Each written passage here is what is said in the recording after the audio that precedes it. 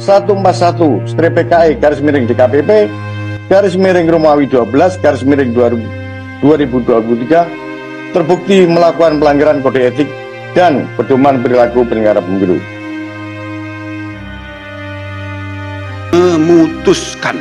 Menyatakan hakim terlapor terbukti melakukan pelanggaran berat terhadap kode etik dan perilaku hakim konstitusi sebagaimana tertuang dalam Sabta Karsa Utama, prinsip ketidakberpihakan, prinsip integritas, prinsip kecakapan dan kesetaraan, prinsip independensi, dan prinsip kepantasan dan kesopanan.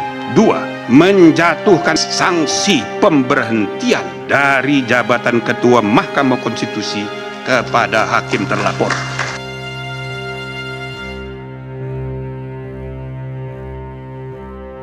Nah, di sini pasti semua terkaget-kaget ya, bahkan seluruh masyarakat Indonesia kaget.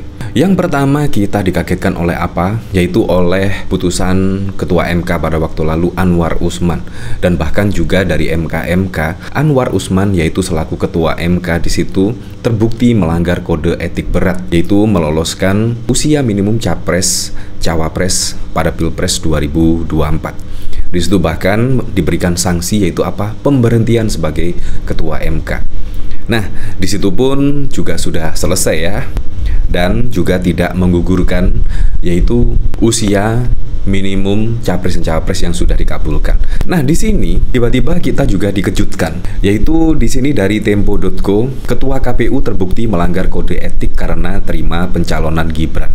Nah, di sini lagi-lagi Ketua KPU juga terbukti melanggar kode etik karena menerima pencalonan Gibran. Bayangkan, di sini sudah 2 kali loh, yaitu pencalonan Gibran di sini selain dari Ketua MK dan saat ini yaitu Ketua KPU sama-sama melanggar kode etik, yaitu tentang pencalonan Gibran dan setidaknya meloloskan usia minimum gugatan usia capres dan cawapres. Nah, di sini sungguh mengejutkan sekali. Nah, tetapi kita kembalikan lagi ke masyarakat lah. Tetapi di sini walaupun pendaftaran Gibran secara resmi tidak bisa diganggu gugat, ya hampir sama dengan putusan MK yang pada waktu lalu. Walaupun yang memutuskan usia minimum capres dan cawapres di situ walaupun sudah melanggar kode etik berat, tetapi juga tidak bisa membatalkan yaitu syarat usia minimum capres dan cawapres. Ya, tapi kita kembalikan lagi ke masyarakat karena masyarakatlah yang memilih pada Pilpres 2024.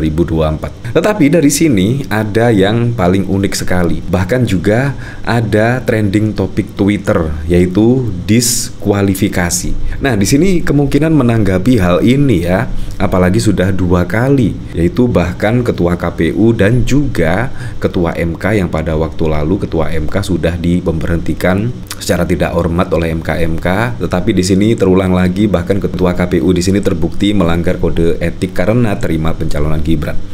Nah, di sini dari tagar diskualifikasi 141/PKI garis miring DKPP garis miring Romawi 12 garis miring 2023 terbukti melakukan pelanggaran kode etik dan pedoman perilaku penyelenggara pemilu. Nah, di sini bahkan juga dari komentar Bill Ray 2019, Ketua KPU langgar kode etik, pemberhentikan Ketua KPU dan diskualifikasi anak MK.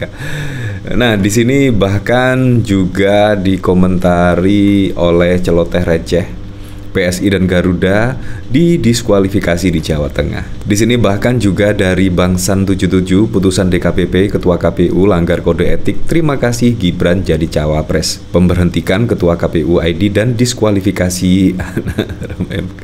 Nah, di sini bahkan dikomentari dari Mapedos.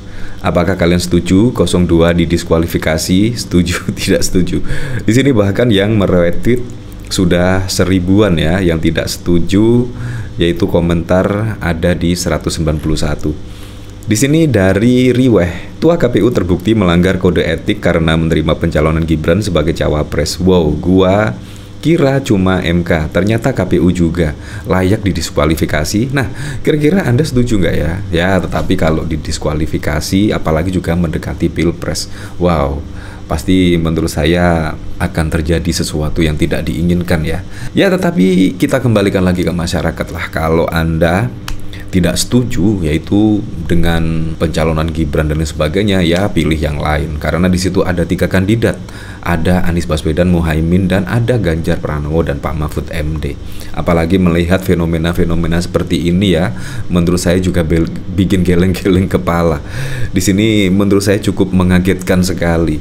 Ternyata tidak hanya ketua MK yang melanggar kode etik berat, tetapi juga ketua KPU. Di sini bahkan juga melanggar kode etik. Nah, di sini bahkan juga ada Kamandanu. Hari pencoblosan semakin dekat, malah kabar diskualifikasi beredar di medsos.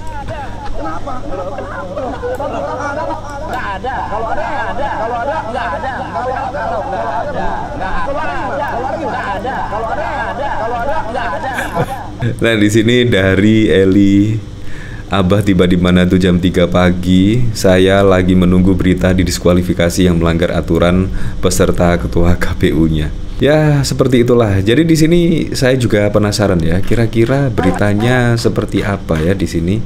Di sini dari Tempo. Nah, Ketua Komisi Pemilihan Umum atau Ketua KPU Hasyim Asyari diputuskan melanggar etik dalam menerima pendaftaran Gibran Rakabuming Raka yang didaftarkan sebagai calon wakil presiden dan mengikuti tahapan pemilu. Para teradu terbukti melakukan pelanggaran kode etik pedoman perilaku penyelenggara pemilu, kata Majelis Hakim yang dipimpin Ketua Dewan Kehormatan Penyelenggara Pemilu DKPP Hedi Lukito yang disiarkan dalam YouTube DKPP pada 5 Februari. Hasyim dan anggota KPU lainnya Betty Idrus Muhammad, Persadan Harahap Yulianto Sudrajat, Idam Holik, dan Agus Melas diadukan oleh Demas Brian Wicaksono dengan perkara nomor 135 PKE DKPP Romawi 12/2023 Imam Munandar B nomor 136 dan seterusnya. Hasyim dan Komisioner KPU didalilkan telah menerima pendaftaran Gibran sebagai bakal calon wakil presiden pada 25 Oktober. Sebelumnya, seperti dimuat dalam keterangan tertulis DKPP, para pengadu menganggap itu tidak sesuai peraturan KPU nomor 19 tahun 2023 tentang pencalonan peserta pemilu presiden dan wakil presiden. Sebab para teradu belum merevisi atau mengubah peraturan terkait pasca adanya putusan Mahkamah Konstitusi nomor 90 PUU Romawi 2001 Romawi 21 2023. Mereka menduga bahwa tindakan para Hasyim dan anggotanya membiarkan Gibran mengikuti tahapan pencalonan telah jelas-jelas melanggar prinsip berkepastian hukum, ujar pengadu seperti dikutip keterangan tertulis DKPP. Nah, akhirnya juga sudah dikeluarkan putusan, yaitu Ketua KPU di sini terbukti melanggar kode etik karena terima pencalonan Gibran karena belum merubah yaitu peraturan dari KPU itu sendiri. Nah, dari sini saya juga penasaran, kira-kira komentarnya seperti apa ya di sini. Seharusnya pelanggaran hukum yang mengakibatkan batal untuk Gibran sebagai cawapres karena Undang-Undang Pemilu tentang batas usia belum dirubah DPR saat pencalonan Samsul. Di sini diskualifikasi 02 lah, gila pelanggaran sampai ke KPU. Bener-bener habis-habisan ya lu Gibran. Semua lu obrak-abrik MK sampai KPU, istighfar Gibran. Wow, aku kira cuma MK, ternyata KPU juga. Walaupun terlambat, tapi setidaknya masyarakat tahu ada yang dilanggar. Dari kemarin terbukti, ini terbukti itu, kapan ditindak? Dia sudah kena kasus pelanggaran etik kesekian kalinya, posisinya aman-aman saja sampai sekarang. Jadi gunanya apa diumumkan kalau dia melanggar? Ya seperti itulah. Jadi apapun itu untuk Pilpres 2024, semoga saja berjalan dengan aman, berjalan dengan lancar, dan yang paling penting berjalan dengan jujur dan juga adil.